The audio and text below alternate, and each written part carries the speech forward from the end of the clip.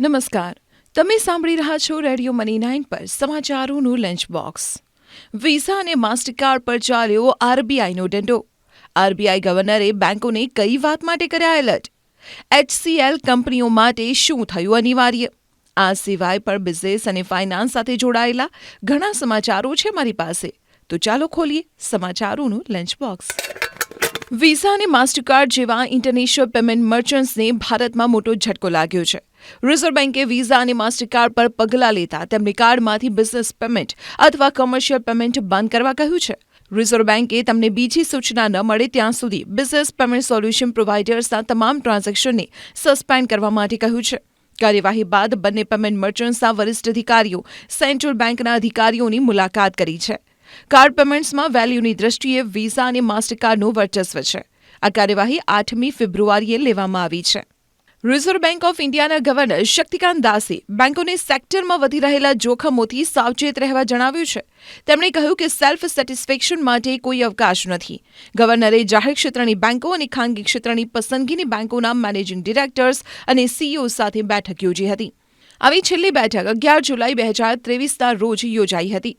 આ આરબીઆઈની બેન્કો, એનબીએફસીઝ અને તેના કાર્યક્ષેત્ર હેઠળની અન્ય સંસ્થાઓના વરિષ્ઠ મેનેજમેન્ટ સાથે નિરંતર સંવાદ કરવાનો એક ભાગ છે. આરબીઆઈએ નિવેદનમાં જણાવ્યું કે ગવર્નરે બેન્કોને વધુ સારા નાણાકીય પ્રદર્શન માટે તેમની પ્રશંસા કરી છે. મુશ્કેલીમાં મુકાયેલી પેટીએમ પેમેન્ટ્સ બેંકની સામે ઈડી એટલે કે એન્ફોર્સમેન્ટ ડિરેક્ટોરેટ દ્વારા તપાસના અહેવાલો બહાર પાડવામાં આવ્યા હતા. આ આરોપો પર સ્પષ્ટતા કરતા કંપનીએ કહ્યું છે કે પેટીએમની પેરેન્ટ કંપની 197 કોમ્યુનિકેશને હંમેશા તપાસમાં અધિકારીઓને સહકાર આપ્યો છે. અમે સ્પષ્ટ કરવા માંગીએ છીએ કે પેમેન્ટ્સ બેંકે ક્યારેય વિદેશમાં પૈસા મોકલવાનું કામ નથી કર્યું. કંપનીએ એક સત્તાવાર નિવેદનમાં કહ્યું છે કે 197 કોમ્યુનિકેશન્સ અને તેની સહયોગી કંપનીઓએ ઈડી સહિત અન્ય એજન્સીઓને માહિતી, દસ્તાવેજો અને નિવેદનો આપ્યા છે. અમારી ભાગીદાર કંપનીઓ તમામ પ્રકારના પ્રશ્નોના જવાબ આપી રહી છે. Paytm payments bank outward foreign remittance નથી કરતી. વીમા નિયામક ઇરડાએ કંપનીના નિયમો અને શરતોથી સંતુષ્ટ ન હોવાના કિસ્સામાં પોલિસીને પરત કરવાની અવધિ 15 દિવસથી વધારીને 30 દિવસ કરવાની દરખાસ્ત કરી છે. નિયમનકારે જીવન વીમા પોલિસી માટે નોમિનીને ફરજિયાત બનાવવા પણ કહ્યું છે. હાલમાં જો કોઈ વીમાધારક નિયમો અને શરતોથી સંતુષ્ટ ન હોય તો તે પોલિસી દસ્તાવેજની પ્રાપ્તિની તારીખથી 15 દિવસના ફ્રી લુક પિરિયડની અંદર પોલિસીથી અલગ થઈ શકે છે.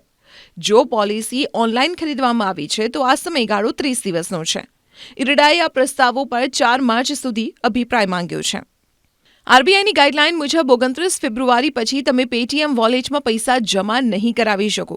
આવી સ્થિતિમાં જો તમારી પાસે પેટીએમનું ફાસ્ટેગ છે તો તમારે તેને બદલવો પડશે. જો તમે આમ નહીં કરો તો તમારે ડબલ ટોલ ચૂકવવો પડી શકે છે. નિયમ અનુસાર જો ફાસ્ટેગ દ્વારા પેમેન્ટ કરવામાં ન આવે તો ડબલ ટોલ ચૂકવવો પડે છે. જોકે 29 ફેબ્રુઆરી પહેલા તમે જે પણ પૈસા પેટીએમ વોલેટમાં એડ કરશો તેને તમે 29મી ફેબ્રુઆરી પછી પણ ખર્ચ કરી શકશો.